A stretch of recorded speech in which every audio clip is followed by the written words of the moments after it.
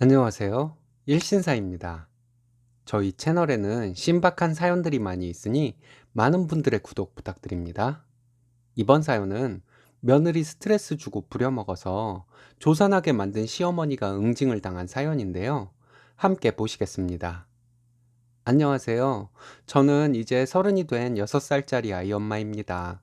시댁 스트레스로 조산하셔서 시댁과 연 끊었다는 분의 글을 읽고 저도 제 경험 올립니다. 자식의 결혼 상대가 인사 오면 어른들이 양친 살아계신지 물어보는 이유가 유전병 걱정 때문이라는 사실을 얼마 전에 알게 되었습니다. 부모 중 누군가가 단명하셨다면 자식도 그럴 가능성이 있기 때문이라는 것이더군요. 얼마 전에 어떤 분이 그러시더라고요. 다른 유전병들도 있지만 정신병은 100% 유전이라고요.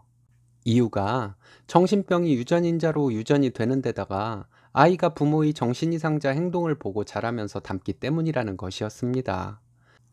정말 신빙성 있는 논리이지만 저희 신랑을 보면 예외도 있는 것 같습니다.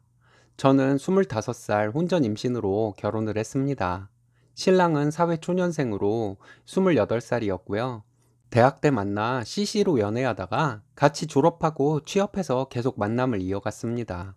그렇게 연애를 하던 중 임신이 되어 결혼을 하게 되었습니다. 임신 사실을 알고 신랑도 저도 별 고민 없이 결혼을 선택했어요. 친정에서는 제 임신 사실을 알고 조금 놀라셨지만 제가 결혼을 하겠다고 하니 수긍을 하셨는데 시어머니는 아들 앞길 막았다고 저를 원망하는 말씀을 많이 하셨습니다. 결혼식장에서도 한 번 웃지를 않고 인상만 쓰고 계셨었어요. 임신 사실을 알게 된 지 얼마 안 되어서 친정에서 급한 대로 작은 빌라 전세를 얻어주셔서 신랑과 함께 살았습니다. 그리고 임신 5개월에 결혼식을 했어요. 시어머니는 저를 싫어하셨지만 무슨 일이 있을 때마다 저를 불러대셨습니다. 김장하러 와라, 움직여라, 이거 도와주러 와라, 시킬 것은 다 시키시면서 시키는 일 임신한 몸으로 다 하는 며느리 참 싫어하셨습니다. 지금 생각해도 이가 갈릴 정도네요. 명절 때 저 임신 중이라고 다들 일하지 말라고 하는데 시어머니는 끝내 저를 오라고 하셔서 일 시키시고는 너 일 안 하고 뭐 하냐? 임신했으니까 더 움직여야 한다. 이런 잔소리 하시면서 저를 부려먹었던 사람이었습니다. 안 그래도 저를 탐탁지 않게 여기는 시어머니라서 제가 시어머니 시키는 대로 잘하면 저를 좋게 봐주실 거라 생각했어요. 근데 저를 싫어하기로 작정한 사람이 제가 잘하려고 하면 좋게 봐줄 거라는 것은 말이 안 되잖아요. 저 혼자만의 상상이었네요. 신랑과 함께 살기 시작한 이후로 시어머니는 제가 전화를 하면 3일 만에 전화했네? 이번엔 일주일 만에 전화했네? 이러시면서 안부 전화로도 스트레스도 많이 주셨습니다. 신랑은 어머님이 전화하면 받는 정도고 전화하지도 않는데 저에게만 그렇게 전화를 하라고 은근히 압박을 하시니 그것도 알게 모르게 스트레스였나 봐요. 결혼식을 하고 한 달 뒤에 시댁에 김장을 하러 갔습니다. 임신 6개월이었는데요. 시이모님들은 임신한 제가 걱정이 되어서 일을 못하게 하려고 하시는데 시어머니는 저를 부려먹지 못해 안달난 사람 같았습니다.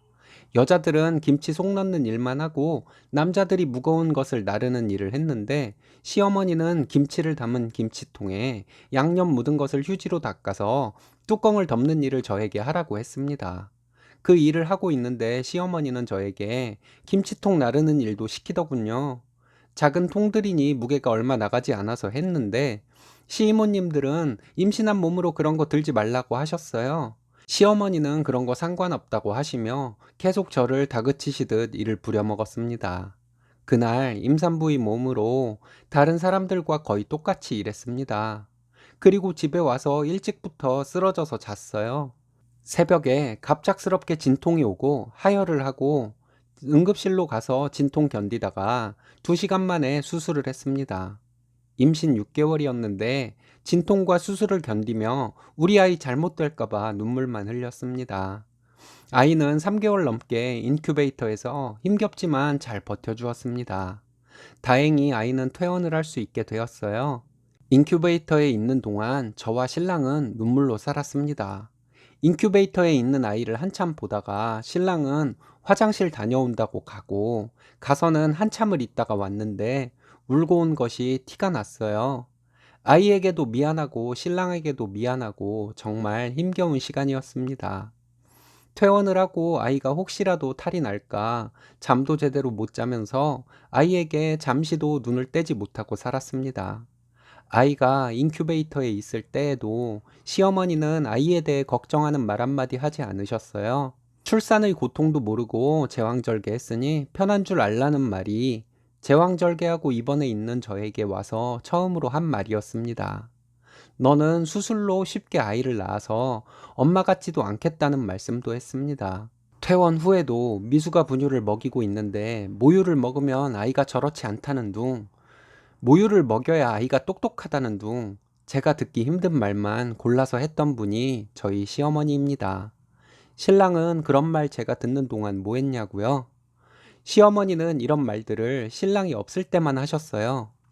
제가 듣다 못해서 화가 나서 신랑에게 시어머니가 하신 말씀을 얘기하면 신랑은 바로 시어머니에게 전화를 해서 소리 지르며 싸웠습니다. 신랑이 전화해서 시어머니에게 화를 내면 항상 그런 말씀 한 적이 없다거나 기억이 안 난다고 하셨습니다. 그리고 그런 말들이 저를 위해서 해준 말이라는 궤변을 늘어놓기도 했고요. 부모님 속상하실까봐 제가 이런 대접받고 있는 사실을 말하지도 못하고 살았어요.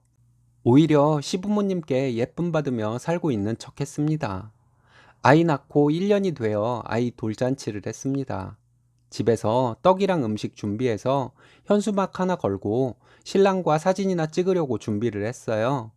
원래는 친정 식구들이 오려고 했는데 시부모님이 오신다고 해서 시부모님이 오셨습니다. 똑똑하지 못한 엄마 만나서 미숙아로 태어나 고생한 우리 아이가 돌이 되고 건강하게 자라주어서 신랑과 저는 한없이 기뻤습니다. 즐거운 마음으로 돌상을 준비했어요. 사진도 찍고 음식도 먹고 하는데 시어머니가 저에게 아이를 자연분만으로 낳았으면 좋았을 것을 이런 식으로 말씀하시더군요. 신랑이 확 인상을 쓰면서 얘가 무슨 자연분만 할 수 있는데 수술한 것처럼 얘기를 하시냐고 했습니다. 그랬더니 시어머니는 신혼여행 가서 무리해서 조산을 하게 된 것이 아니냐고 말씀하시는 거예요. 저 정말 뒷골 땡겨서 움직일 수가 없을 정도로 화가 났습니다. 신랑은 신혼여행 가서 쉬다만 왔는데 무슨 소리냐고 소리 지르며 말했고, 저는 시어머니에게 이런 식으로 시어머니가 막말을 하셔서 스트레스로 조산을 하게 된 것이라고 또박또박 말씀드렸습니다. 그리고 저 명절에 부려먹어서 힘들게 하고 전화 강요로 스트레스 주시고 하다가 결과적으로 김장 때 저 부려먹지 못해 안달난 시어머니 때문에 무리하게 되어서 제가 조산을 하게 된 것이라고 말씀드렸습니다. 시어머니는 그 정도 일은 옛날부터 임신 중에 다 하던 일이라며 저 운동되라고 시킨 것이지 무슨 말도 안 되는 소리를 하냐는 식으로 말씀하시더군요. 그러면서 다른 여자들은 막달까지 회사 다니다가도 잘만 순산하던데 이러셨습니다. 그래서 제가 임산부를 배려하는 이유가 뭔지 아냐고 했어요. 임산부는 당연히 배려를 해줘야 하는 것이기도 하지만 혹시라도 아이 잘못되면 무슨 원망을 들을지 모르는 두려움 때문이기도 하다고 했습니다. 그런데 어머님은 제가 임산부인 것을 뻔히 알면서 다른 사람들보다도 일을 더 많이 하도록 만드신 분이라고 말씀드렸습니다. 그리고 조산의 원인 중에서 스트레스도 큰 원인이 된다고 하던데 안부 전화 가지고 저에게 스트레스 주시지 않으셨냐고 했어요. 그렇게 저에게 스트레스 주시고 부려먹고 하셨는데 혹시 우리 아이 잘못되길 바라고 그러신 것은 아니냐고 물어봤습니다. 시어머니는 펄쩍 뛰면서 아니라고 하시더군요. 아니긴 뭐가 아니냐며 나랑 우리 아이가 어머니 아들 발목 잡는다고 처음부터 저를 싫어하지 않으셨냐고 말씀드렸어요. 세상에 아들 발목 잡는 며느리 미워서 뱃속에 손주 잘못되기를 바라는 할머니는 아마 세상에 어머님밖에 없을 것이라고 말했습니다.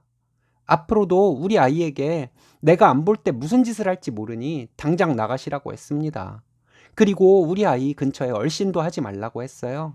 옆에서 듣고 있던 신랑도 듣고 보니 그러네 하면서 어머니에게 당장 나가라고 고래고래 소리 질렀습니다.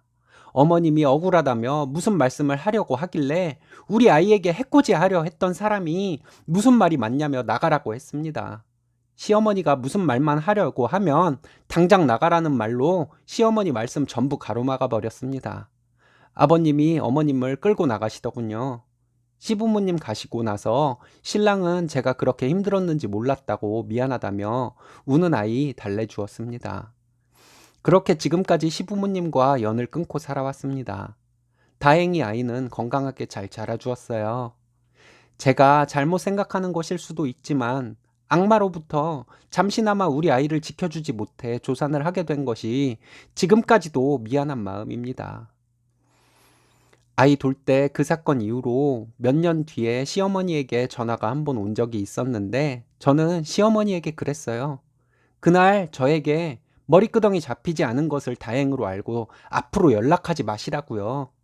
신랑은 아버님과 1년에 한두 번 통화하는 정도로 살아왔습니다. 신랑은 어떨지 모르겠지만 저는 시어머니 돌아가셨다 해도 안 갈 생각입니다. 5년이 지났는데도 지금도 글을 쓰면서 손이 떨리네요. 신혼이신 분들 혹시라도 저처럼 바보 같은 과정 겪지 마시라고 글 올려봅니다. 정말 잘하셨습니다. 남편이 아내 편이라 다행이네요. 앞으로는 행복한 일만 있으시길 바라겠습니다. 오늘의 사연은 여기까지입니다. 재밌으셨다면 좋아요, 구독 부탁드려요. 일신사는 여러분들의 사연으로 제작됩니다. 많은 사연 제보 바랍니다. 여러분들의 사연은 아래 메일 주소로 부탁드려요.